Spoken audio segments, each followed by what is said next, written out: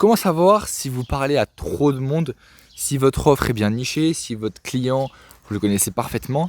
Va simplement falloir répondre à quelques petites questions que je vais vous les donner dans cette vidéo. Donc pensez bien à regarder la vidéo jusqu'à la fin et surtout à vous abonner. Comme ça, vous recevrez de la valeur tous les jours directement sur votre écran. En fait, les questions à se poser, c'est des questions bien précises qui font que la question doit pouvoir répondre à toute votre cible client. Et n'essayez pas de segmenter, de me dire ouais ça concerne une partie de mes clients mais pas tous.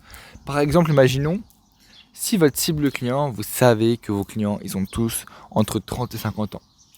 N'allez pas me dire que oui mais moi parfois j'ai des clients de temps en temps qui ont 20 ans. Bah non. Sauf si ils ont exactement le même délai, exactement les mêmes objectifs, exactement les mêmes tendances de vie.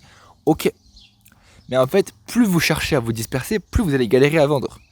Donc essayez par exemple de cibler par exemple que les 30-50 ans et de comprendre vraiment le train de vie de ces 30-50 ans, leur tendance de vie, qu'est-ce qui se passe dans leur vie, quelles sont leurs croyances limitantes, qu'est-ce qu'ils ont déjà essayé, parce que vous vous imaginez bien que le gars de 20 ans et le gars de 40 ans, il n'a pas essayé le même nombre de choses, il n'a pas forcément la même expérience, il n'a pas forcément la même vision de sa vie, le même recul sur ses expériences, sur ce qu'il a testé.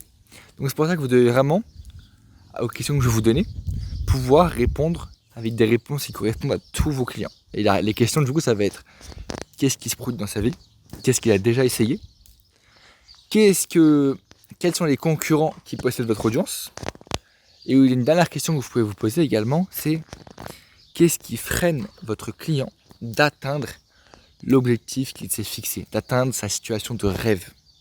Et ça, si vous arrivez avec ces 4 questions à répondre pour tous vos clients, c'est-à-dire que vous parlerez à la bonne cible client. Mais si vous me dites que oui mais lui c'est pas pareil que lui, dans ce cas-là vous avez 2 cibles clients. Et là il va falloir vraiment redéfinir et se concentrer sur la cible client qui vous rapporte le plus de cash et qui est également la plus facile à aller toucher.